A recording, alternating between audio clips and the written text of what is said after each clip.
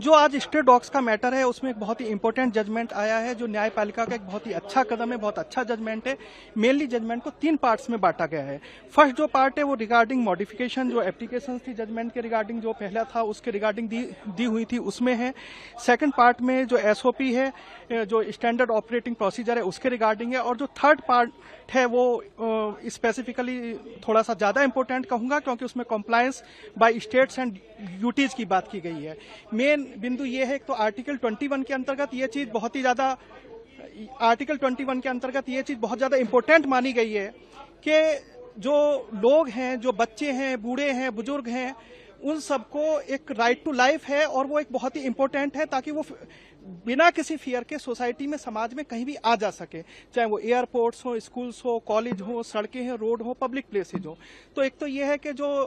जो state governments है और यूटीज हैं, जो पिछले ऑर्डर्स थे कोर्ट के उनको भी, और जो आज का ऑर्डर है उसका जो कॉम्प्लायंस है उसे इंश्योर करेंगी। और साथ में आज के जजमेंट में एक इम्पोर्टेंट चीज और है, जो म्युनिसिपल अथॉरिटीज के ऑफिसर्स हैं और जो उनके कर्मचारी हैं, उन्हें एक प्रोटेक्शन की बात भी की गई है कि अगर वो अपनी ड्यूटीज को परफॉर्म करते हैं, जो डॉग बाइट के केसेस को स्टॉप करने के लिए जो एबीसी प्रोग्राम है उसे इम्प्लीमेंट करने के लिए, या जो भी और मेजर्स है उन्हें इम्प्लीमेंट करने के लिए, तो उनके खिलाफ कोई भी क्रिमिनल एफआईआर या कोई भी क्रिमिनल केस वगैरह नहीं होगा। मतलब जिसे हम कहते हैं कि एक सामान्य प्रक्रिया के तहत। और बाकी जो आज के जजमेंट की कॉपी है वो जब पूरी अपलोड हो जाएगी तो उसके बाद आपको डिटेल्ड बिंदु हम बताएं। का जो प्रॉब्लम है उसको कोर्ट ने कैसे रिकॉग्नाइज किया है और क्या आदेश अथॉरिटीज को? हाँ, मैं आपको बताऊं, मैंने आपको स्टार्टिंग में ही बताया कि आर्टिकल 21 के अंतर्गत जो राइट टू लाइफ है उसे एक इम्पोर्टेंट फंडामेंटल राइट मानते हुए ये चीज इंश्योर करने की कोशिश की गई है, जिसमें आज के जजमेंट में आप लोगों ने सुना भी होगा कि देश के अलग अलग हिस्सों में ये बताया गया कि कहाँ कितने डॉग बाइट के केसेज हुए हैं। इवन पिछले साल में भी कई लाख केसेज डॉग बाइट के हुए हैं, और इस साल भी आप अलग अलग डिस्ट्रिक्ट में जाएंगे तो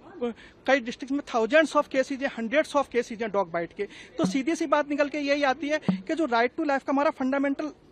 वो है, राइट है, उसे किस तरह से इन स्पिरिट इंश्योर किया जाए, किस तरह से उसे लागू किया जाए, ताकि जो हमारे बच्चे हैं, बूढ़े हैं, स्कूल जाने वाले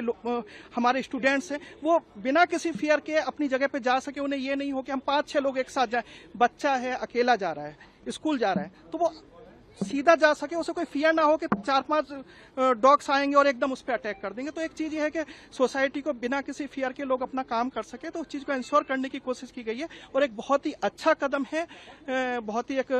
राइट डायरेक्शन में दिया हुआ जजमेंट है, जिसे हमें अप्रिशिएट करना चाहिए। अथॉरिटीज को क्या डायरेक्शन है के बारे में भी कहा है, डॉग्स को यूथनेसिया देने? हाँ, वो जो एबीसी प्रोग्राम है उसे इम्प्लीमेंट करने की बात की गई है। और जितने भी मेजर्स थे जो आपने पुराने जजमेंट में, जो 7/11 का था और जो अगस्त वाला था जजमेंट, तो उन जजमेंट्स में जो वो है मेजर्स, उन्हें भी इम्प्लीमेंट करने की बात की गई है। आज के में भी कुछ है, जो जब पूरा जजमेंट अपलोड हो जाएगा तो उसमें आप लोग भी देखेंगे। कहा है कि क्या इम्प्लीमेंट नहीं हुआ एबीसी रूल्स, उसको कैसे हाँ,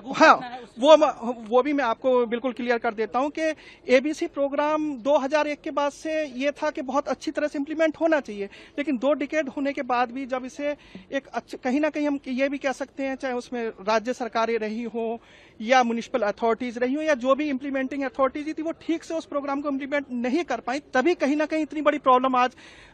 लोगों के सामने आके खड़ी हुई है। तो उस प्रोग्राम को भी बहुत ही अच्छे तरीके से, बहुत ही ईमानदारी के साथ इम्प्लीमेंट करने की बात की गई है। और इसीलिए जो म्युनिसिपल अथॉरिटीज के ऑफिसर्स है और या जो भी कंसल्ट ऑफिसर्स है, स्टेट्स के हों, यूटीज के हों, सेंटर के को कहीं के भी हों, तो उन सबको प्रोटेक्शन की बात भी की गई है कि अगर वो